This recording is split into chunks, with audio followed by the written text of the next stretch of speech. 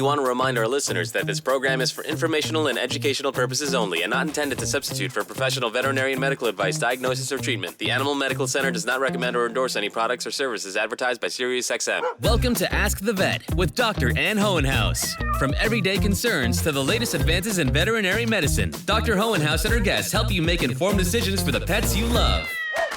Every episode features a leading expert in animal health, sharing trusted advice on the issues that matter most to pet owners.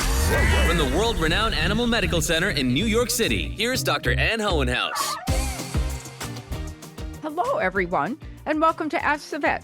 It's the podcast for people who love their pets and want the latest in pet health and animal news. I'm your host. I'm Dr. Ann Hohenhaus, and I'm a senior veterinarian and director of pet health information here at the Schwarzman Animal Medical Center in New York City, and we're on the Upper East Side of Manhattan.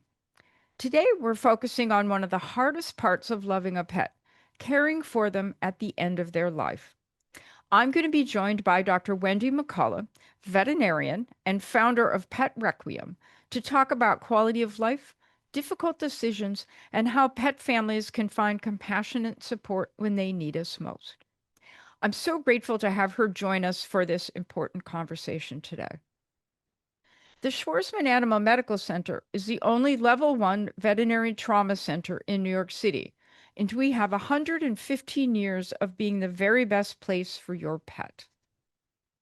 Now, don't forget, if you're seeking advice on maintaining your pet's health, I'm here to help. Just send me your questions to askthevet@amcny.org, and I'll answer your questions on next month's show. And don't tune out too early because we'll have answers to really important questions on today's program. It's time for the internet's most talked about animal. This story takes us to Izmir, Turkey, where a stray orange tabby cat made an unexpected appearance during an outdoor performance of Romeo and Juliet by the Imperial Russian Ballet Company. The cat calmly walked on stage during the play's final act, just after Romeo's death, as Juliet was mourning over his body. The little orange feline settled himself in beside the actor playing Romeo, pawed his hair, looked on curiously as the scene continued, drawing laughter from the audience. After a video of the impromptu performance was shared on social media, online viewers quickly gave the cat a stage name, Romeow. The actors were praised for staying in character, but Romeow somehow stole the show, turning one of Shakespeare's most famous tragedies into an unexpected comedy.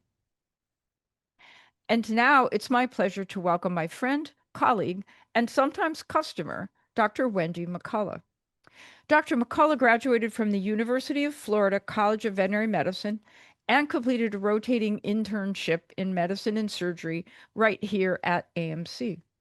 She then went on to practice at Red Bank Veterinary Hospital, where she established and ran a successful house call practice for that hospital. In 2009, she followed Home Vets NYC and Pet Requiem. And today, through those practices, Dr. McCulloch provides both routine in-home veterinary care and compassionate in-home end-of-life care for cats and dogs in New York City. So I'm thrilled to have her on the show. Dr. Wendy McCulloch, welcome to Ask the Vet, and thank you so much for joining me. Thank you. Thank you so much, Anne, for inviting me. Yes, I know. I feel like I'm part of the AMC family, so it's very nice to be invited to speak today. So our listeners don't get to see what we see because this is recorded on Zoom and we just don't show the video. But on the video, I got to see Wendy's very cute little tuxedo cat with awesome white whiskers. Can you tell us about her? Yes, I might have to actually stop for a little bit to stop her from, she has a thing for paper and she's ripping up paper right now and tends to do it when I get on the phone. Stop it. And tell me if she's background noise is really annoying you because she's doing it again. So I adopted Franny about a year ago when her her owner died. So she was 15 when I got her, and her 92-year-old owner had passed away. And she'd been put into foster care, and she wasn't doing very well. So that's how I ended up with her. She was delivered to my door in a carrier, sight unseen, and she's just the dearest little thing. So it took me about a year to get over my last cat. So I felt it was about time, and I had no excuse for not having a cat when one came along in need. So the cat distribution center system worked its magic. I think that a lot of cats find you. You don't have to work too hard to find a cat. I think they find you at the right time. Now, you said she was 15. Yes. She doesn't look 15 at all.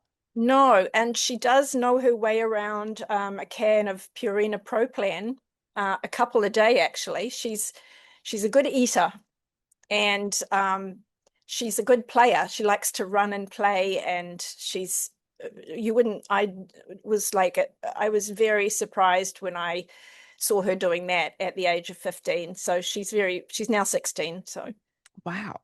Cats that live in New York City can live a really long time just because they don't go outside and they don't get bitten and injured and hit by cars and, in scraps with other cats and stuff. So I'm thinking that our listeners have noticed that you have a very distinct accent because you're originally from New Zealand.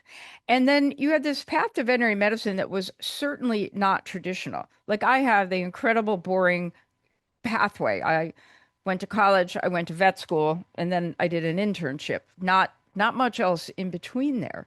So can you tell us about your pathway and how you ultimately became a veterinarian in New York City?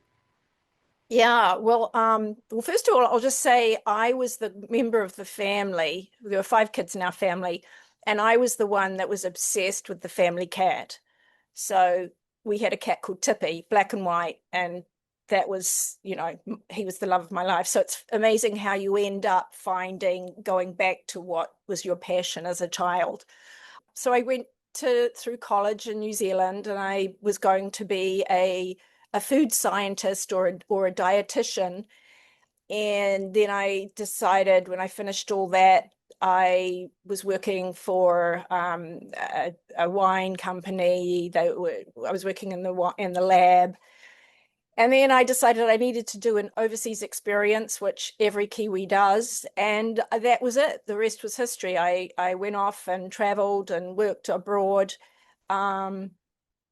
And one of my jobs that I ended up with was working as a caterer for rock and roll tours in the late 80s, early 90s, when that sort of started to be a huge touring industry.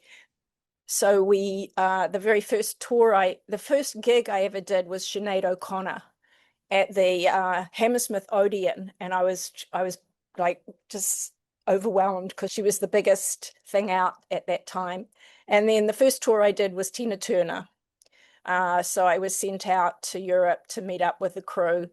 So that was my introduction to being on the road as a production crew member. And in those days, they wanted to make sure that the crew could load in and work all day and have rolling meals and good quality meals throughout the day. So everything was bought fresh and cooked we had teams of chefs. We rolled we created kitchens in these spaces, and, it was a really well organized, well-oiled machine. So by the time I started working, the very last big tour I did was the Rolling Stones tour, and that was just before I went back before I went to vet school, and that was a year-long tour. So, okay, I can see where you can travel with your traveling kitchen and you put everything in big containers and it gets wheeled on a truck and goes to the next place. But how do you source the food? Yeah, well, that's when it's a huge production, like the Rolling Stones at that time, we had 55 trucks with the main unit. So that had your sound and your lighting. And so it's a huge logistical puzzle. And so, and ahead of that was a stage being built. So there were steel trucks. There were 15 at each team. And then there was one being dismantled.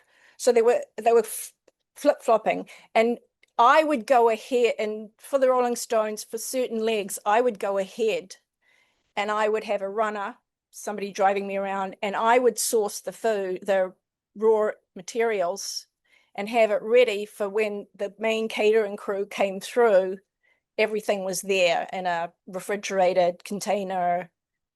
So I had to think about things like, oh, there's a public holiday, we're in Germany, all the shops are going to be closed, or we're in Mexico, so there were logistical nightmares, and we didn't have the internet, and we just had cell phones in those days, and we didn't have the euro. So I was trying to reconcile the currency between countries. So, and a million receipts per show. And in those days, they used to reconcile the show with the promoter on the night of the show. So you had to have all your receipts and everything all ready to hand over, because that's the promoter would pay a certain amount of that. So it was like an army. So how many people would you feed a day on a Rolling Stones tour? 3 meals a day for how many people? Well, we had about 350 core crew members, but then there would be certain legs where they would say, well, we have to have double drivers because we have certain long transfers between cities, and we've got to drive the trucks, and the drivers have to have a rest, so we have to have double drivers, double bus drivers. So I mean, the numbers would go up, and it'd be like all of a sudden, oh, we've got a video crew, oh, we have more people. So things would get changed on us a lot, and being the lowest man on the totem pole, you weren't often given a great amount of heads up. So it was a matter of nobody wanted to know, and nobody wanted to know what you had gone through to get what had been asked of you. I'd had last minute requests, and you'd be like, if only they knew what I'd gone through to get this delivered. But all they wanted was results. So you kind of delivered and on to the next show. So what did you learn out of that experience that made you the veterinarian you are today? Think on your feet. Definitely think on your feet. Anything. I mean, I think it makes you a good production person. Good production people always think of the worst case scenario. And as veterinarians, we always are apprised of we always know the risks and what we don't want to happen. And I think it's very much the same. Somebody who's very good at organizing a complicated production or a logistical chain of events has to know what could go wrong. So usually it doesn't. So I think, and we're very good at that in veterinary medicine. We're very, very good at that. And sometimes people go like, well, why are you telling me all these things? Because, it's the one person that you leave that out, that will happen. So, I think, so it prepared me very well, and especially an internship at the AMC. Because I agree with you on the thinking ahead, and I work really hard to get the residents not to just say, okay, we're going to do this, but what's the consequence tomorrow? What might happen tomorrow, so we're prepared for it. And we had a cat who was struggling with heart failure, and we gave it a medicine that sometimes makes heart failure worse, but it needed the medicine for its cancer. And sure enough, this morning it's kind of in heart failure again. And I had said yesterday that we're going to give 1 dose of this medicine. We're not going to sign it up for multiple administrations, and we're just going to see what happens, because I'm really worried we could be in a bad situation tomorrow. And sure enough, it was good that we didn't give any more than one dose of that medicine. So it's so important in medicine to be able to think ahead and what might happen and what are you going to do if the pet gets better, great, you don't have to think ahead. And if the pet's not doing better, what are you going to do to make it better? So I Yeah. can see absolutely where catering rock and roll tours on the road would be exactly like that. So you started to talk about your internship. So our new intern started last week, and we also had intern and resident graduation to celebrate those who finished their internships and residencies this year. So what do you remember most from being an intern? Yeah. Well, I was thinking about that the other day, actually, and I remember seeing the picture of everybody graduating. So it took me back to that time of year. And I remember arriving in New York City, and there's a little backstory there. I basically with my cat and my belongings in the car, in a tiny car, and starting my life again, divorced and penniless. And it was as hot as can be. It was like this. And I remember thinking, oh my God, what have I done? And but we did have a lot of fun. We worked really hard. But what I remember too is we would go out and we would go out in this heat and stand in the subway. And I don't know how I can't do that now. But what I most remember, I think, is the teamwork and the way our class got very, very close. And I think we were closer because we'd all gone through a unique experience that not many, people go through. Really, it's kind of a cross between shock, excitement, because you're trying to put all that didactic learning that you went through at university you're getting the files out and you're putting them into practice. So it's a very it's very stressful. The hours were long. A parallel with being on the road, actually, we had very long hours and there was no weekend in your mind and day, so the AMC was very much like that. It was a really fantastic way to train your critical thinking. Yeah. I too, from my internship, remember the people and how wonderful they were. And the first week of my internship, Leonard Bernstein was conducting the Philharmonic in Central Park. And we formed this team really early because those people who weren't working, because people at AMC have random days off, and I was off that day. So we collected up everybody's picnic blanket, me and one of the other interns, and staked out our territory in Central Park early in the baking sun in the middle of the Great Lawn where there's not a tree to be had. And we baked out there all day. And then when people got off work, we had a pink flamingo taped to a broom so people could find us. And we saw Leonard Bernstein conduct. It was one of the most wonderful evenings ever, Wow. and an example of how AMC really breeds teamwork because the people who were off went and staked out the territory, and then the rest of the people came and brought the food and drinks later after we'd baked under the sun for all day. And so I think the teamwork and the opportunity to socialize with like-minded people and people with the same salary as you have was Right. really good because you never felt poor because you all were poor. So, And yeah. and you did, if somebody was having a rough day, there was always someone in your team, you were always, supporting the other person. There was that it really was a wonderful, was much closer with my AMC internship class than my vet school class because you'd gone through something just so unique together and you'd really had to support each other to get through it. Yeah. And, which is actually very similar to when I was on the road too.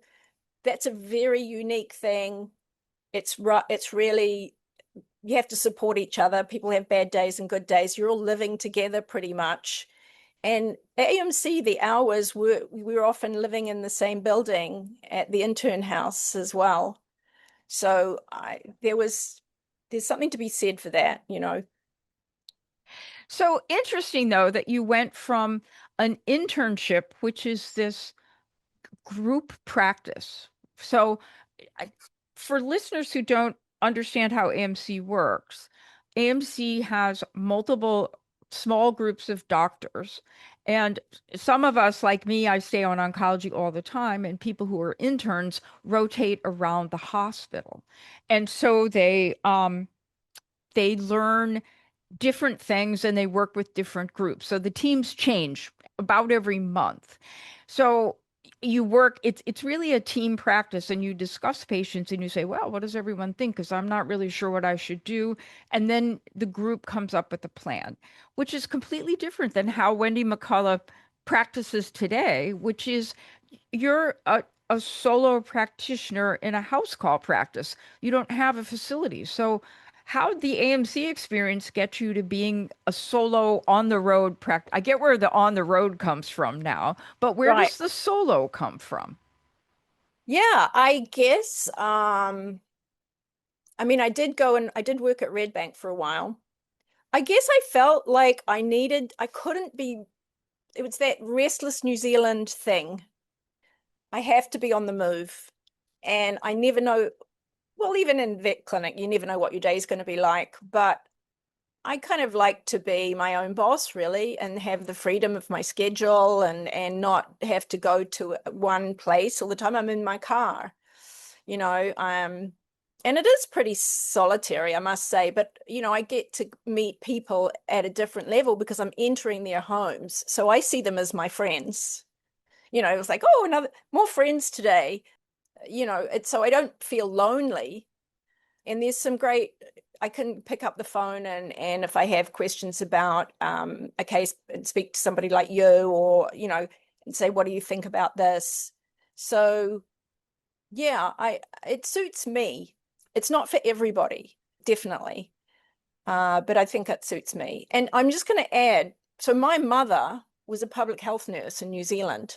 So she did the same thing, visiting families at home to make sure their babies were putting on weight and things after they'd come home from. And sometimes we would go with her if it was school holidays and we didn't have a babysitter. So it's weird. I kind of feel like I hear my mother sometimes when I walk into somebody's house and I'm meeting their pet, you know, I, that's what she did. So, you know, pets behave differently at the veterinary office than they do at home. And so people will say, can you show me how to give a pill? And I pop the pill down the cat's throat. And then they're like, she doesn't behave like that for me at home. And, you know, part of it, I think, is an intimidation factor. The cat at AMC is, I'm in charge, it's my space. Whereas the cat at home, the cat's like, this is my space and I get to do what I want.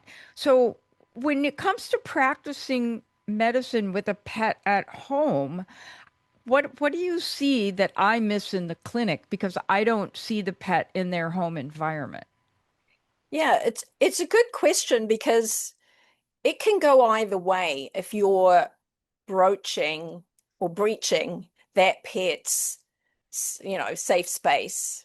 So you've got, so a lot of it, I do prepare owners, you know, and I wanted to have a little chat before I come so I know how to maybe negotiate entry into the apartment and handling their pet first off. I do find they haven't been had to go in the carrier, go on the drive. So there's all that adrenaline buildup that hasn't happened when I get there. So you have a short window of opportunity.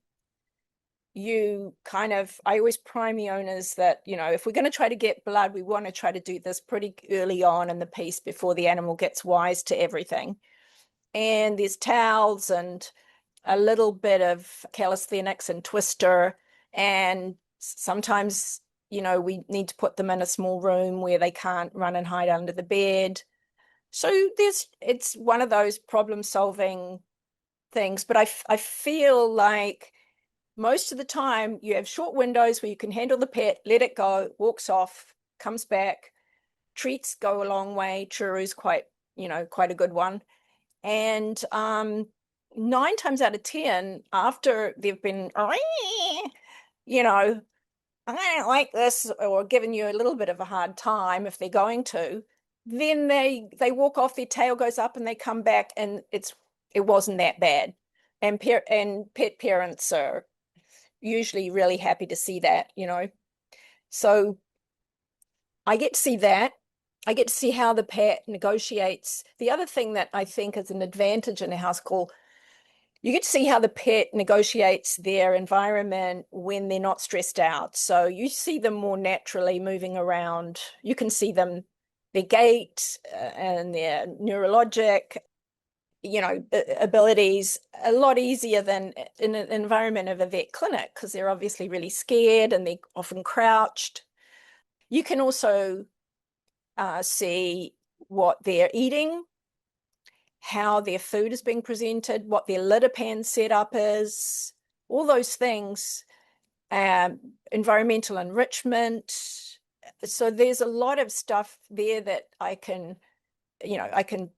speak to the owners about, and it's really helpful. There's a lot more, and it's not as, there's no waiting room, and there's, obviously not every situation is ideal for a house call. And I'm very quick to tell people that if I think their pet needs to be seen in a clinic, So I think it's really interesting. People will bring me their pet for limping, and the thing won't limp once because all it wants to do is scramble as fast as it can to the door. It knows where the elevator is, and no way is that pet going to limp when it comes to see me.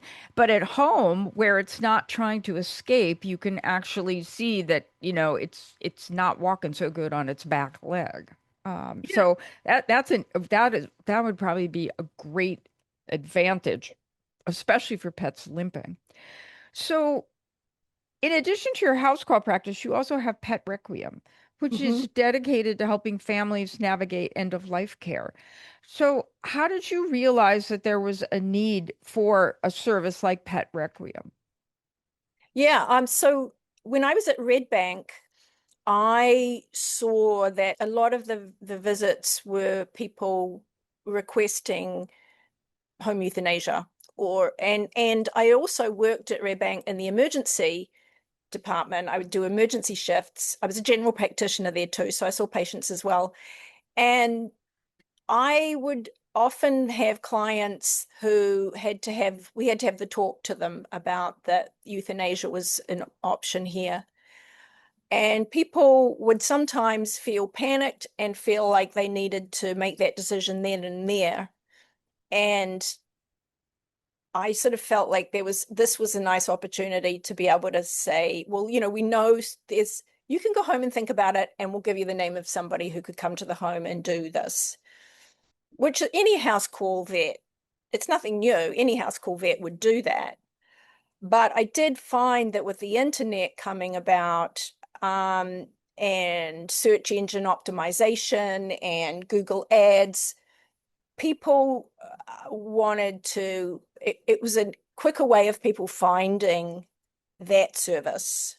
So they might not necessarily ask for want a house call vet for their pet or need one, but for that, they would prefer one. But they didn't, and sometimes they didn't know they wanted it until the option was presented. So I started Pet Requiem in 2009. Was it 2009 or 2006?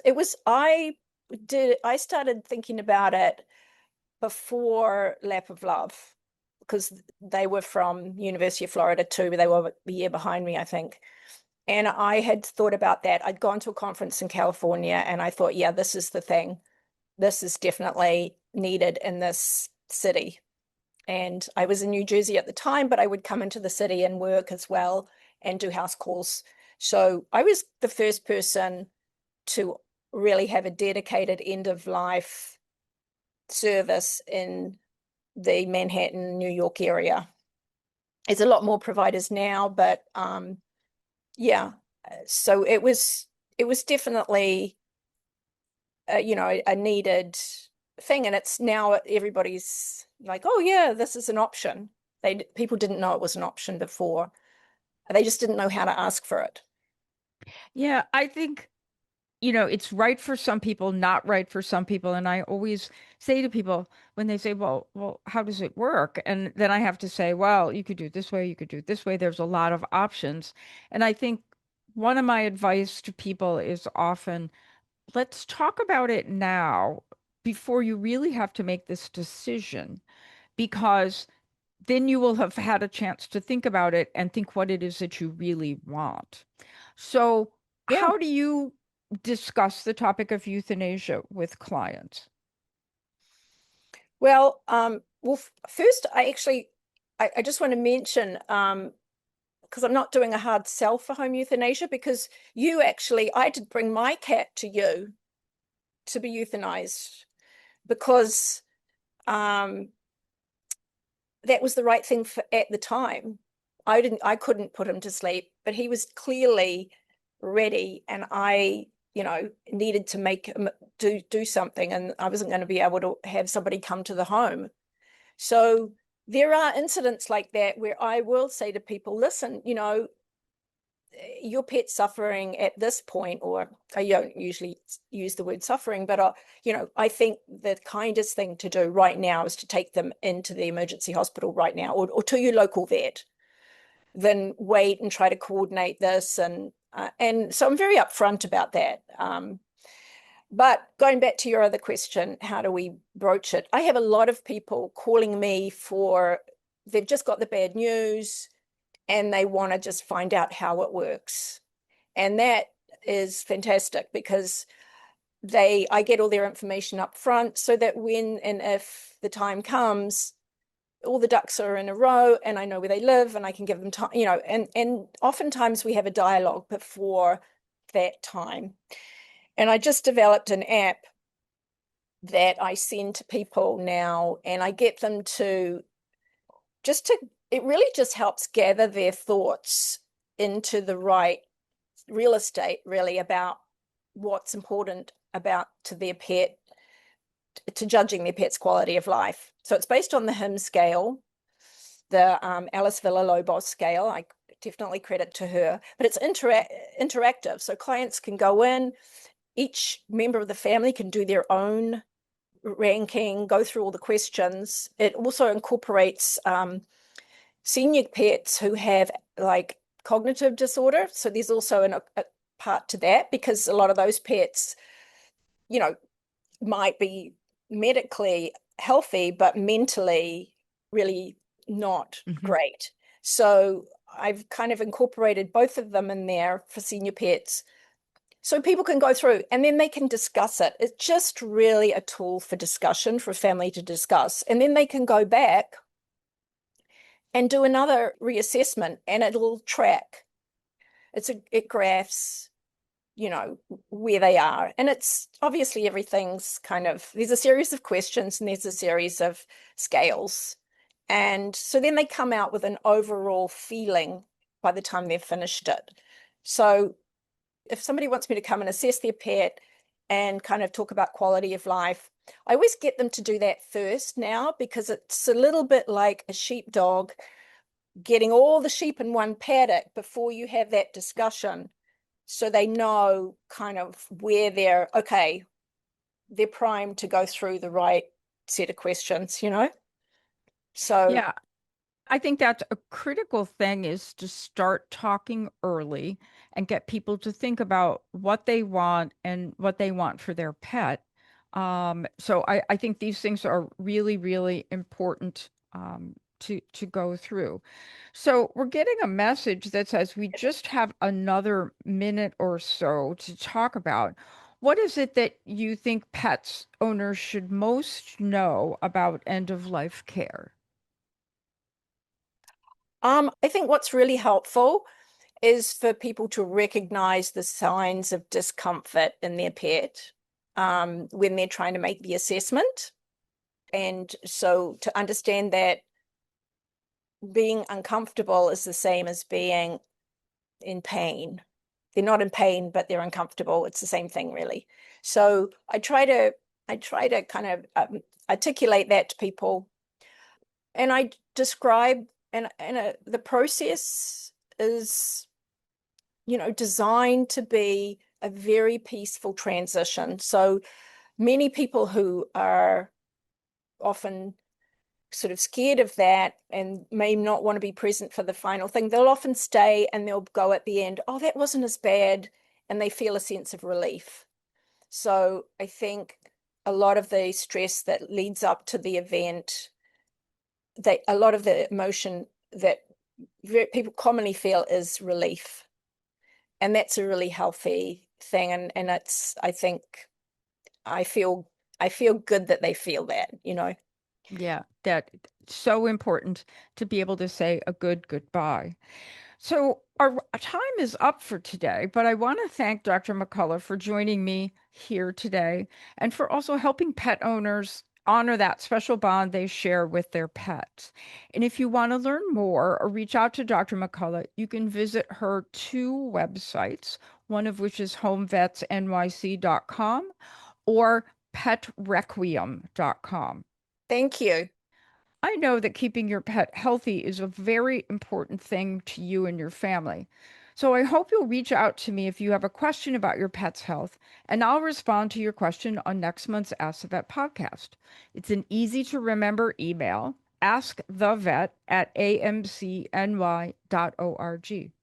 We have a short break coming up, but please stay tuned because there are lots of interesting animal news stories when we return. We're back with Dr. Ann Hohenhaus on Ask the Vet. Welcome back, everyone. It's Ask the Vet.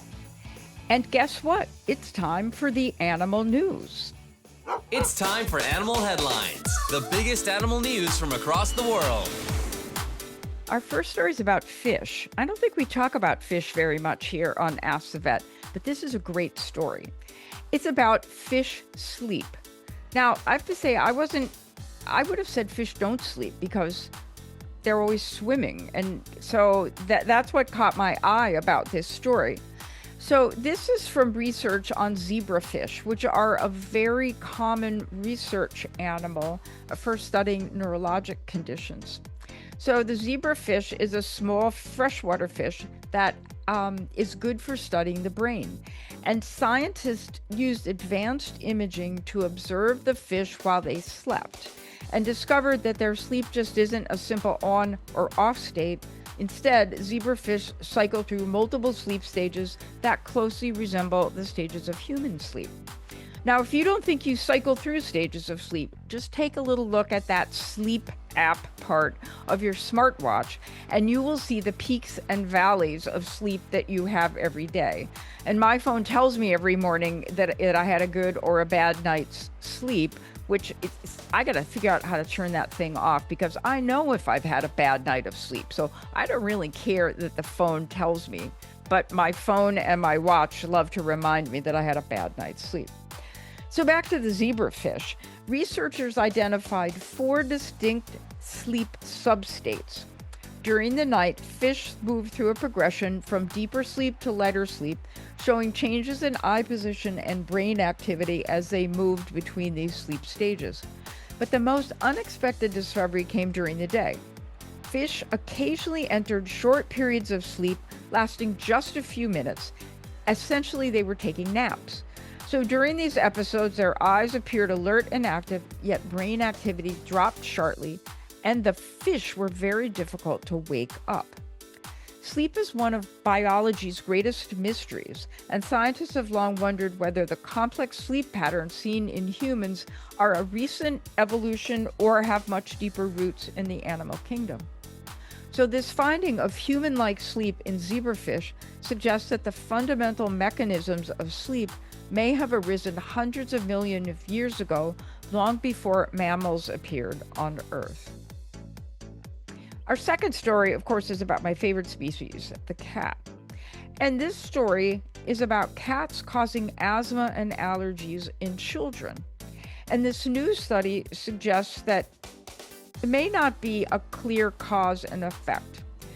Researchers analyzed data from more than 30,000 children between the ages of 4 and 17, all with a confirmed diagnosis of asthma and allergies. And they compared those children living in houses with cats to those without cats, and looked at several other important health measures, including asthma attacks, asthma severity, lung function, and day-to-day asthma control.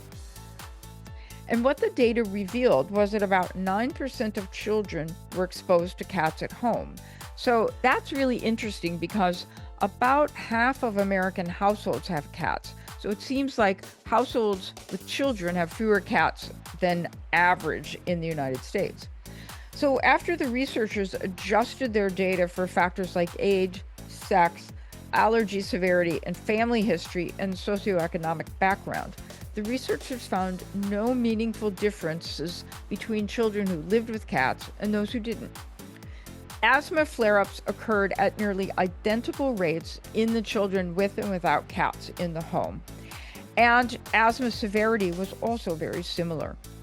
Even among households with cats, the factors such as the number of cats, the cat's ages, or whether the cat was a girl cat or a boy cat didn't seem to make a difference in asthma flares for children.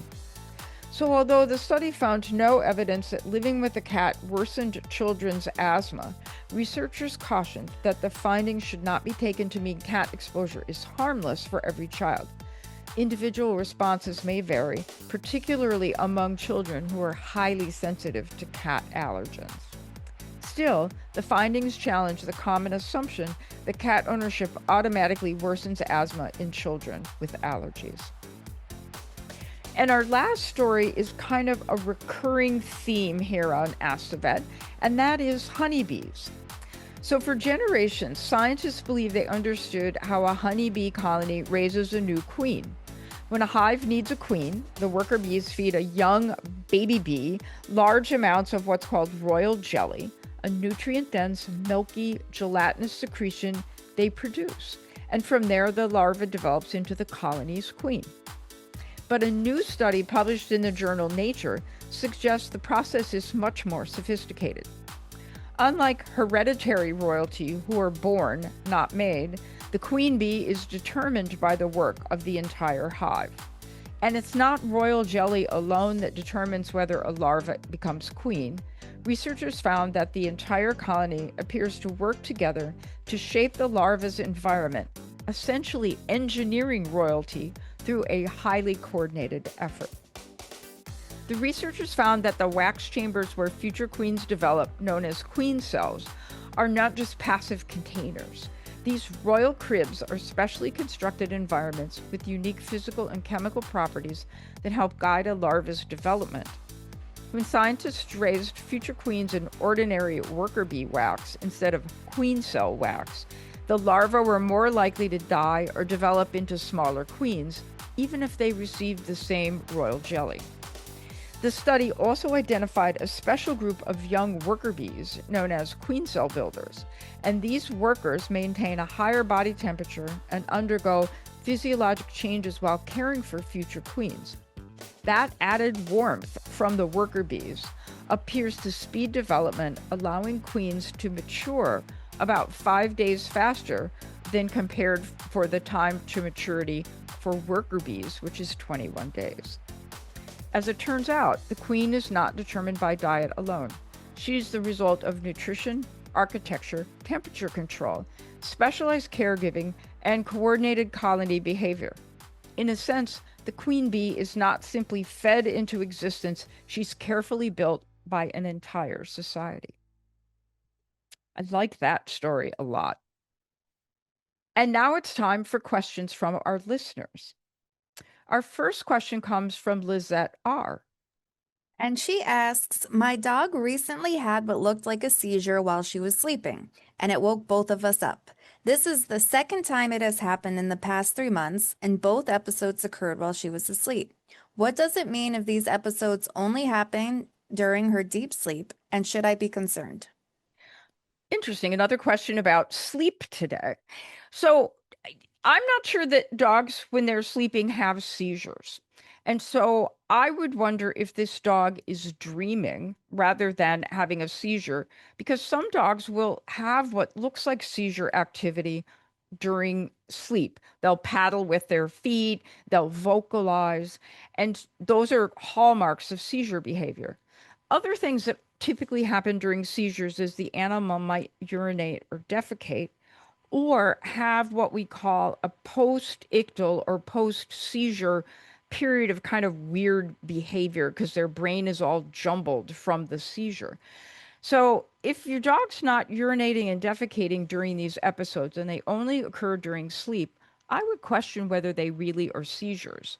And I think what needs to happen is if you can remember, because I'm sure you're startled when you wake up in one of these episodes, grab your phone and take a video of the episode so you can share it with your veterinarian and get their opinion as to whether or not this is a seizure.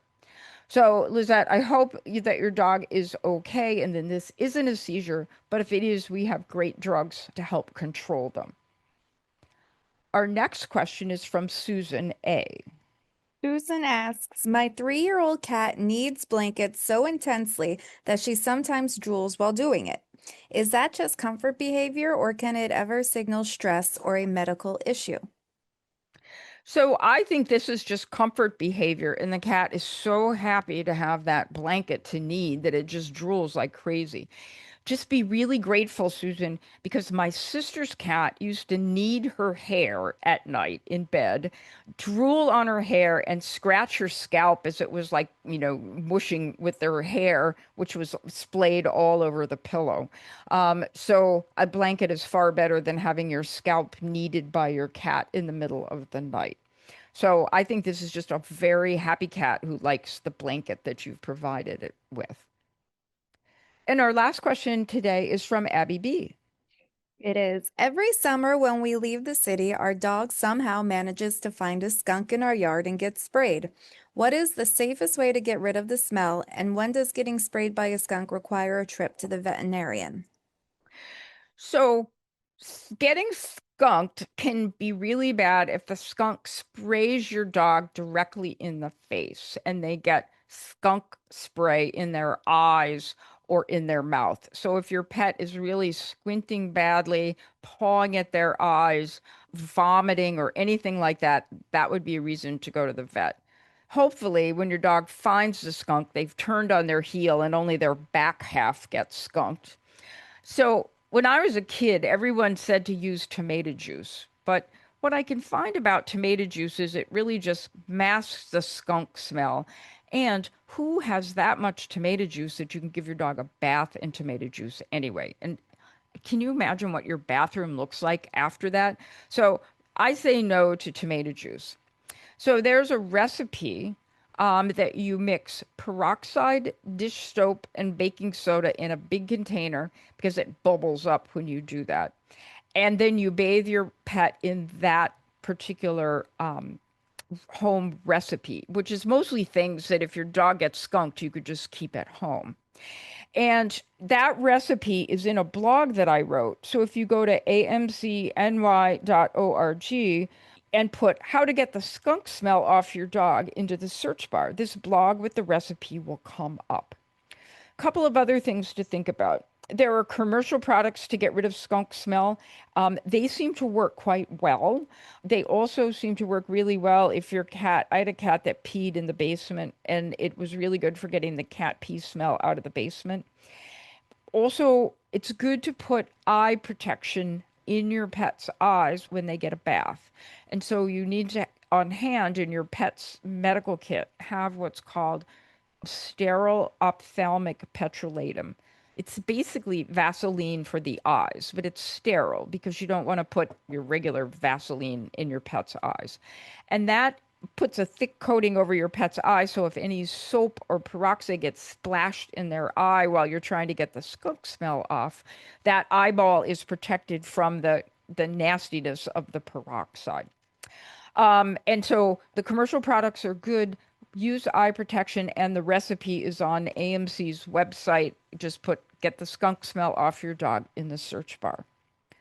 We're going to take a short break, and when we come back, we're going to have important news from AMC's Houston Institute for Animal Health Education. We're back with Dr. Ann Hohenhaus on Ask the Vet. Welcome back to everyone for our third segment of the Ask the Vet podcast.